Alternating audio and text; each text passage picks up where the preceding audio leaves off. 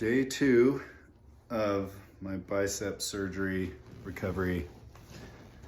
So today is a lot better. I can move my hand. My arm is not dead weight anymore. The nerve block is, I don't think it's fully gone, but it's mostly gone. And I didn't really sleep last night, maybe a tiny bit. Just because my arm was coming unnumb, and so it was all tingly, and it just kept me up. As far as pain goes, I can tell that there's pain there, but it's not bad. I took a Percocet, 5 milligram Percocet at like 5:15 this morning. Right now it's 10:45, and like an hour ago I took some ibuprofen. So, and the pain's not bad. So I'm really happy that I can move my arm and my shoulder and my grip. Before I couldn't, and I just felt helpless. It's the most helpless I've ever felt, or one of the most helpless I've ever felt. So just some word of advice to anyone who's maybe gonna have this surgery, distal bicep tendon repair surgery. If I could do it again, I would not do the nerve block. It was awful. I did not like that feeling. I would rather feel the pain and then just manage the pain with ibuprofen and Tylenol and whatever pain medication they give you, than to deal with a numb arm. It was awful. And so I feel a lot better today. My spirits are a little bit higher. I'm less frustrated. So that's good. I'm told I have to wear this sling for 2 weeks until I go to my post-op appointment, and then directly after that, I think that same day, I will start physical therapy. We'll see how long that lasts. Not supposed to take this off, but I can tell I don't like that at all, because it's been in the same position. I can feel like a pinch in my shoulder because of it. So it feels nice to do this. I'm not bending my elbow, so I think this is safe to do. It feels kind of nice to do that. I just don't like it, the sling. You know, anyone who's worn a sling probably understands it's not very comfortable. It's just hanging on your other shoulder, right? And anyways, my piece of advice today is for anyone who's gonna do this is do not do the nerve block if you value being able to move your arm. I now have somewhat of an understanding of how my wife felt when she got an epidural and her legs were numb for however long, but I feel like she got feeling back in her legs quicker than I did with my arm. Maybe not though. It came back in about 24 hours, or just less than 24 hours. I was able to like fully move my fingers. Late last night I could only do like this, and it took a lot of concentration to do that. But now I have my grip as far as like, I don't know, I can't really hold, like I don't have any strength with it right now. And I don't think I'm supposed to hold anything either.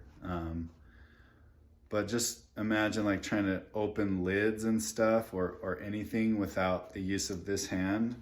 I know lots of people with one arm have to figure out ways.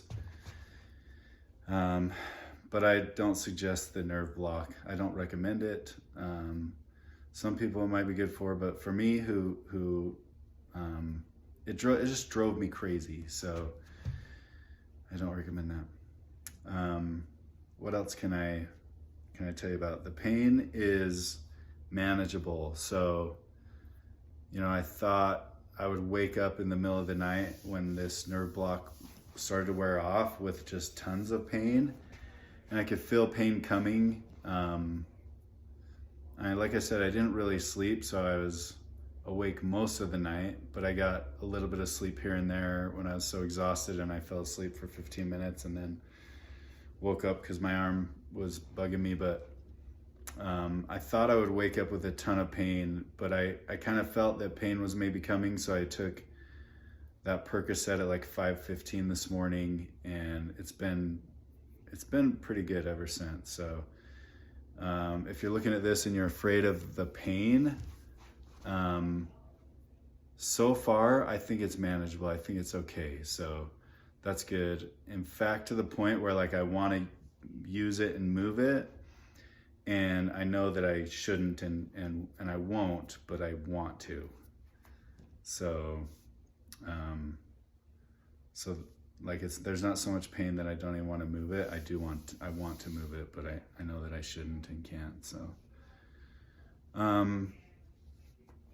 I was gonna put a link to the actual surgery, one like a simulated one that's just showing the bone, and another one I found that's an actual surgery. That one's harder to watch. I didn't watch that one before my surgery. I'm kind of glad I didn't, but you might want to. It's just, you just see like how they kind of, what they do, and you're like, oh, I wish they could be more careful, but I don't think they can. And so it's kind of hard for me to watch. I watched it with my daughters and they were like, oh, this is, I was like, do you want me to turn it off? Because I wanted to stop watching it. And they're like, no, I want to keep watching it. So we watched most all of it in kind of fast mode, but I'll link that to this video in case you want to watch it.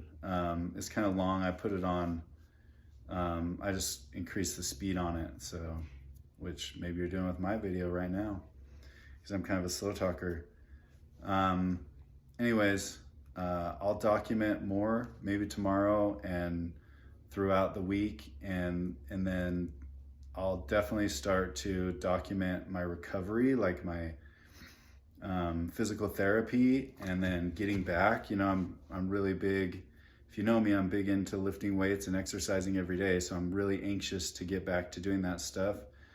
I'm gonna have to show some restraint to not do that stuff and keep my elbow safe. But for now, I'm just doing like walks in the neighborhood with my dog.